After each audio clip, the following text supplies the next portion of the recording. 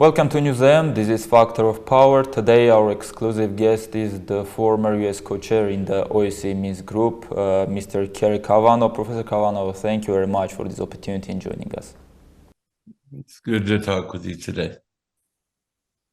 Professor Cavanaugh, the situation in Nagorno-Karabakh is catastrophic. What's going on there is a real ethnic cleansing, an act of genocide, as tens of thousands of Armenians are forcibly displaced from their homeland and have to go to Armenia to save their lives.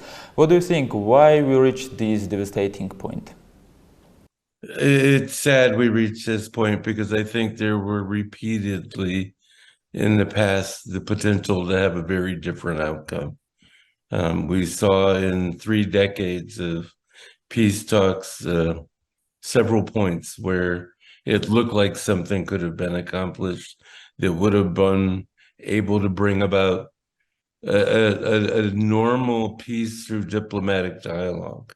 And what we've seen here is, as in 2020, Azerbaijan has moved away from diplomatic dialogue and used force to achieve its ends with the expected repercussions of that. And that is indeed the flow, almost unending flow of people escaping Nagorno-Karabakh and in fear for their safety and ability to live there.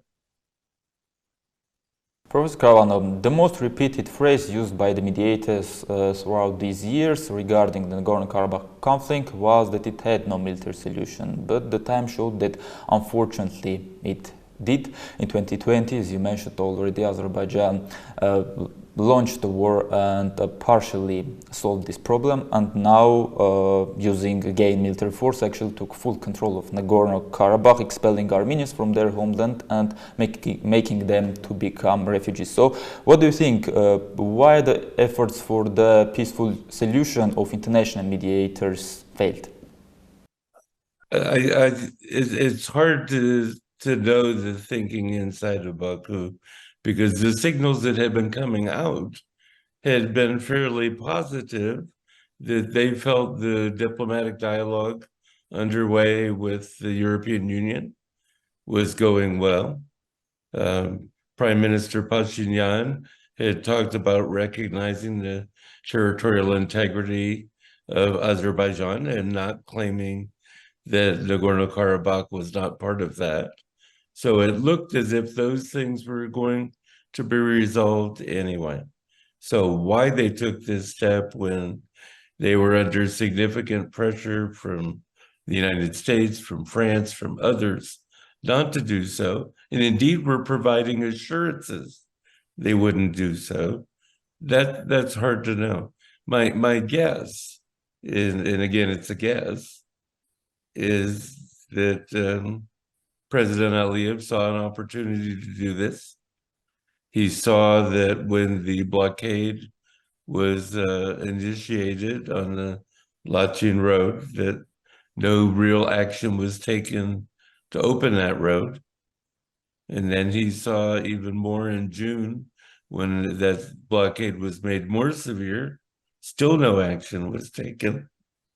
And he certainly was aware that Moscow was very distracted with events going on in Ukraine. So I think he recognized that Russia was not going to stop any action he would take.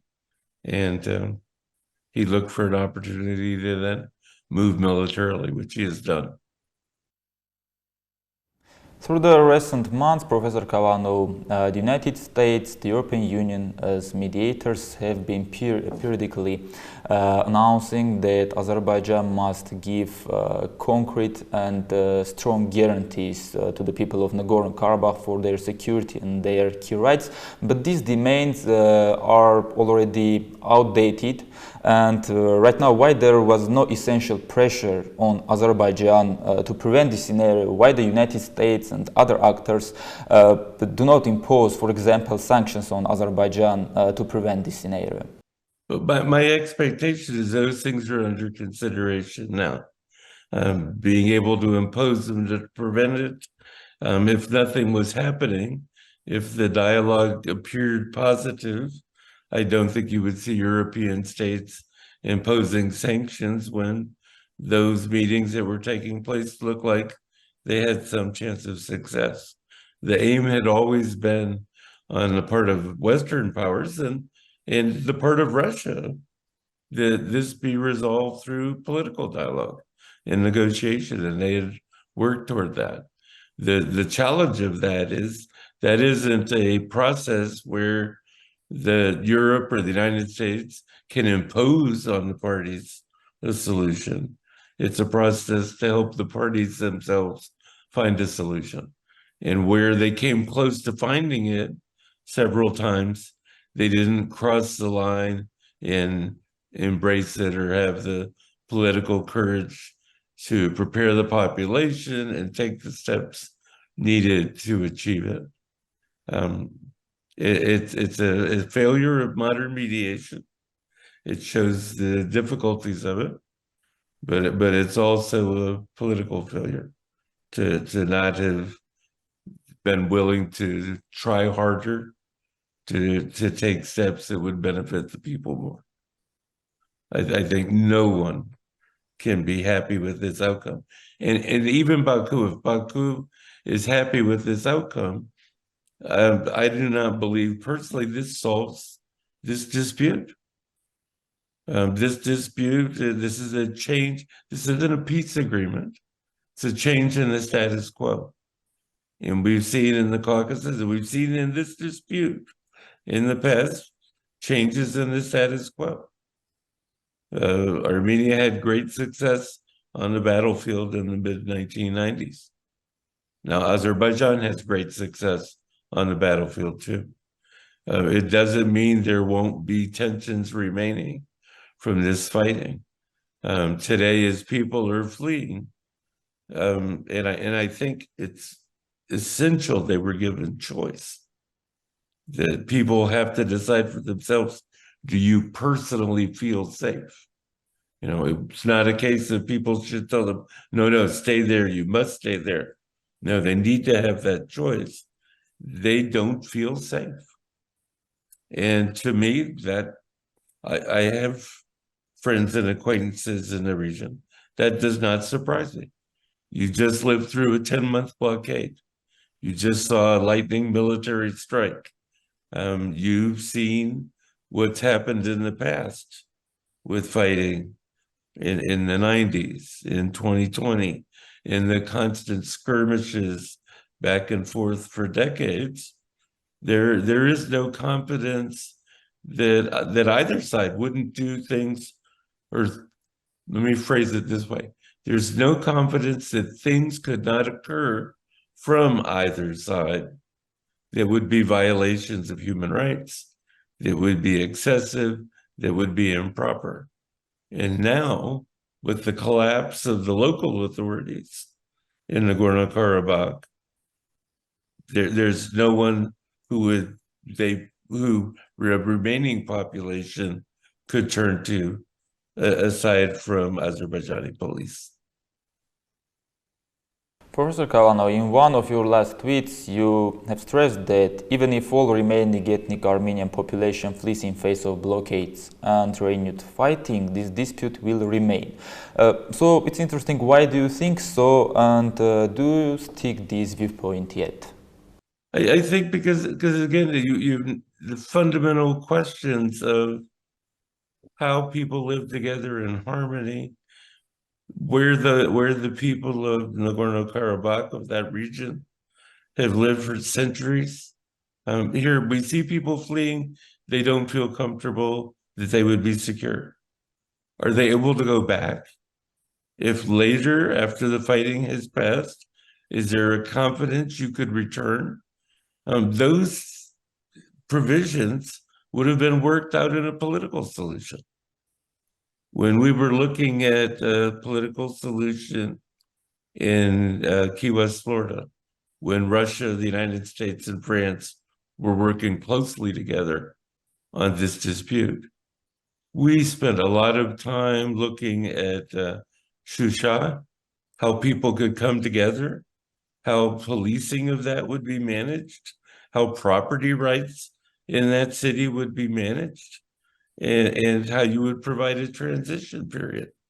That was all part of the political discussion going on at that time between Armenia and Azerbaijan, but also with the help of Russia, France, United States, and others. None of those things have taken place here. So people don't have answers to those kind of questions. If this is simply achieving the restoration of territory by military aims, it hasn't re-achieved what was that region or even what was Azerbaijan from the earlier time. The earlier time, Azerbaijan had a mix of population. It benefited from that mix. Haydar Aliyev used to tell me, in fact, that he liked going up to, he called it Kankandi, but Stepanakert. This was a place he enjoyed. The people lived there together. There was a mix of population across the country. The ideal in this region would have been a peaceful settlement that allowed that to move forward. Today, we will have questions about, if this was done by force, what's next? Will there be an effort at some point in the future that fighting renews, fighting over Nagorno-Karabakh, fighting over a corridor to connect Nakhichevan with Azerbaijan proper? I don't think there'll be a lot of confidence. In an area where there's not a lot of confidence, it's hard to get investment. It's hard to get foreign investment in particular. It's hard to build the proper kind of infrastructure that Armenia and Azerbaijan and Georgia and the broader region needs. I think what's happened this past week impedes all of that. Professor Cavanaugh, Yuri Kim, the acting U.S. Assistant Secretary of State for Europe and Eurasian Affairs, recently announced that Washington will not tolerate new military actions by Azerbaijan against the people of Nagorno-Karabakh, the ethnic cleansing there.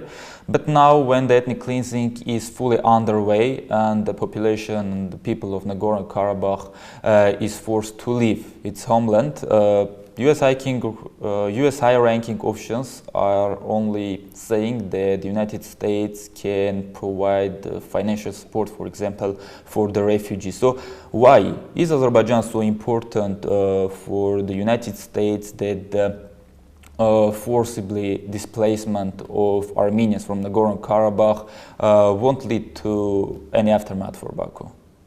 I mean, you should ask her about that. I believe she's in Armenia today still. I think the challenge there is Azerbaijan felt that they could take military action with little response to it. The military response has always been, in terms of this dispute, that Russia had the lead because of its proximity to the region, and also the fact it had military forces stationed in Armenia. Russia further undertook a greater responsibility to protect the citizens of Nagorno-Karabakh in 2020 with the November ceasefire arrangement that they brokered. In the end, we saw Russian military forces took no action. Now, I recognize 1,960 peacekeepers who were there primarily to ensure passage through, back and forth along the corridors, and to prevent a general military interaction along the line of contact. They weren't equipped to repel something along the lines of what took place last week. So what they could have done, it's hard to say, but I think it's clear, and the international community had called for this during the time the road began to be blockaded. There was an expectation they would open that road. They did not. Professor Cavanaugh, will Azerbaijan stop after seizing Nagorno-Karabakh? I would hope so. The messages coming out of Baku say that there will be no more military action in Nagorno-Karabakh. But I don't know where the issue of the delineation of the border between Armenia and Azerbaijan stands.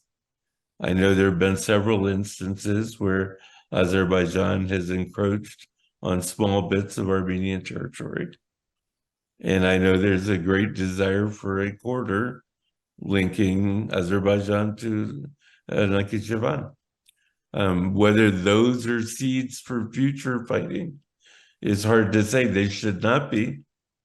And the world should not look at that as something, nothing could be done about that. But it does raise a specter of the potential for future violence in this region. And again, it puts that brake I mentioned earlier on investment, on the development of the needed infrastructure for the whole of the Caucasus, not simply Armenia. I think a lot of questions are going to be raised in the months ahead in many fora about how do you interact with Azerbaijan in the face of these actions. Professor Cavanaugh, what refers to the restoration of regional communications and the possible road from Azerbaijan to Nakhichevan via Armenia? Azerbaijan actually demands an extraterritorial corridor through the southern regions of Armenia, and that road will link actually not only with Nakhichevan but with Turkey as well, and Ankara is backing this perspective. So what do you think, what are the far-reaching objectives of this project of so-called corridor? To have the corridor, I mean, I understand the desire for the corridor. That was also something we had discussed earlier in the Minsk Group framework. At that time, it was very much an exchange of corridors to provide both populations with both greater connectivity, greater economic potential, and a greater sense of security. But that discussion, the one that took place under Minsk Group auspices, and even I would say in part the agreement that Russia brokered in November of 2020, those are changed by the current circumstances. You know, how you move forward from here, what's needed and how it's done, I think needs to be worked out again politically through a diplomatic dialogue. I think the primary concern today, and it's one that I hope Azerbaijan is responsive to demands, is meeting the emergency needs of the population. Not everyone will leave Nagorno-Karabakh. How many is hard to say, but there will be people that remain, and they need support, and how that support's going to be provided. I also think there will be greater support needed for resettling of people who have fled and will now be living in Armenia. The Armenian government has certainly worked on provisions short term to help people, and many people will go and stay with relatives. This wasn't their intent, but I think assistance needs to be provided there. And I think just the thought of the fact they had been under an embargo for months, medical attention, needs of children and women. There's just a long list of items that need to be addressed. And I think the international community wants to help with that, but it means the international community also needs access to the region to be able to do that. One other thing I would highlight, and I think Baku would understand or should understand how important this is the role disinformation has played in the region. Repeatedly, we have seen in social media and in just rumors passed from one group of people to another, claims of very horrific things taking place on the battlefields in this region. Today, where there's so little trust of what is going on, and is Baku saying in doing what they said they would do.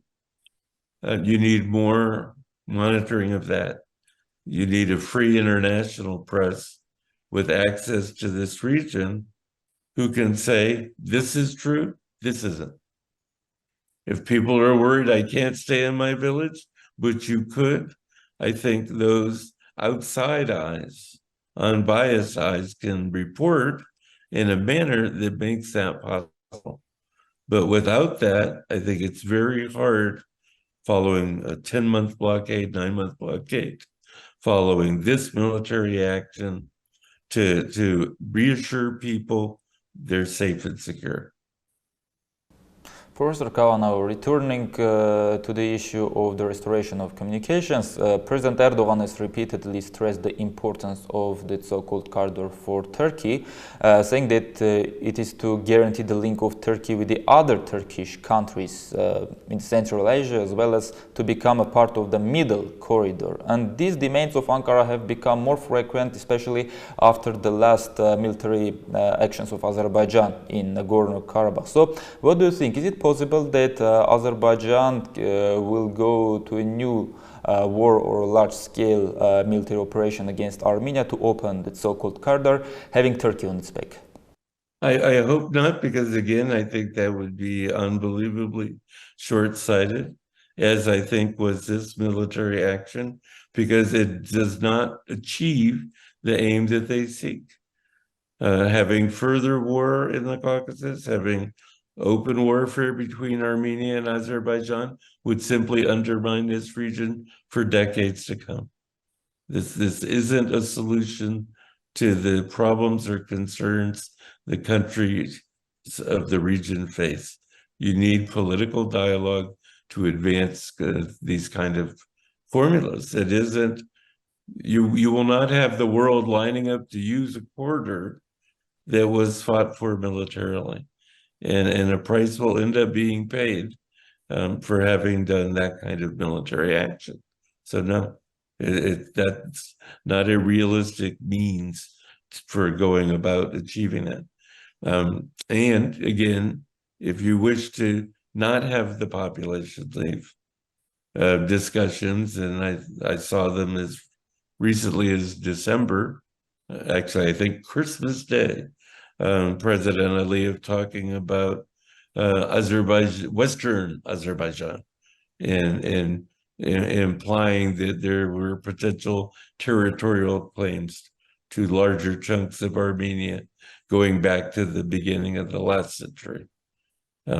This is not a path to peace and stability in the Caucasus. Professor Cavanaugh, almost every single day Iran warns that it won't tolerate any changes of the regional borders, especially meaning the mutual and historic border with Armenia, the Iran-Armenian border. What do you think? Will this firm stance of Tehran make Azerbaijan and Turkey refrain from some kind of military operation against Armenia for opening that corridor? Again, I don't see a military operation as a means to get that corridor. I don't think Iran has the ability to deny Armenia the right to arrange a transportation route that's more effective and useful for Azerbaijan to use. That's a different question, would not be changing the border. And those kind of things can be explored. They're complicated. They take, again, a sincere political discussion and negotiation. I think that could take place, but I don't see that happening easily in light of what's happening today.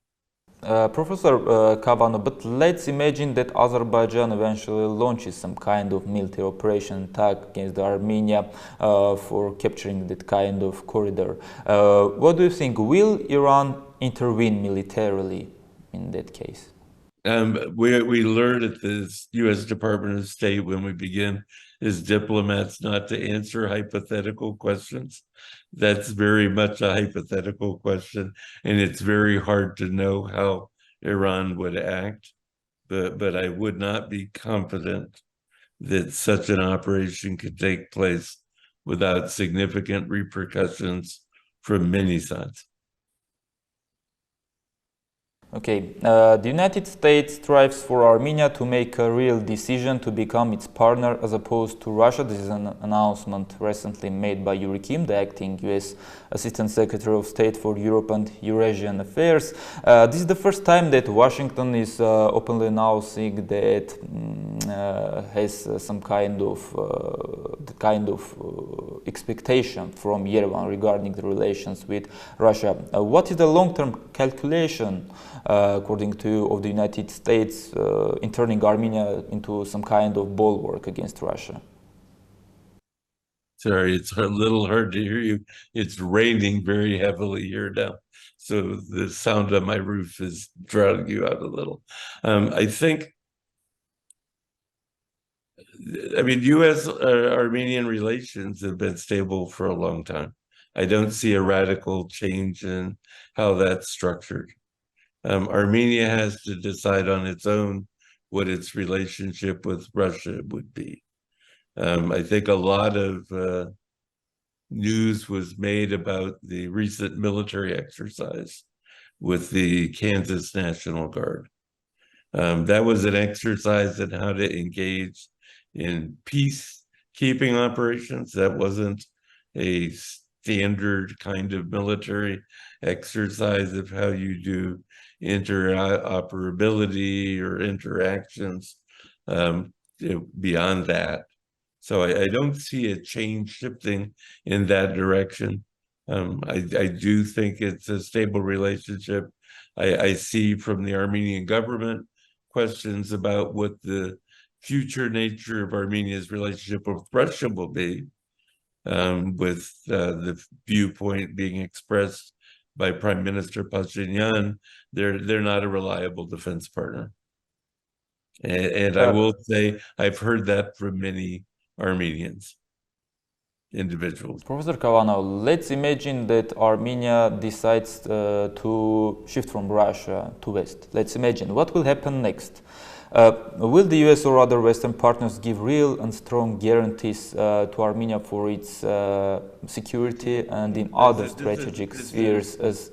It's back to a hypothetical question I don't have an ability to answer. I think it's more important today to focus on the problems that are taking place in the country this very minute, how we help facilitate providing support for the people who are fleeing their homes, and how we look to a renewal of a political dialogue to answer some of these open questions. People leaving, will they be allowed to return? What happens with people who don't leave? What happens with people who went to leave and were stopped at the border or seized by Azerbaijani authorities? Those are all much more important questions for today than that longer-term future. Thank you very much, Professor Cavanaugh, for an interesting conversation. You're very welcome. It's good to speak with you.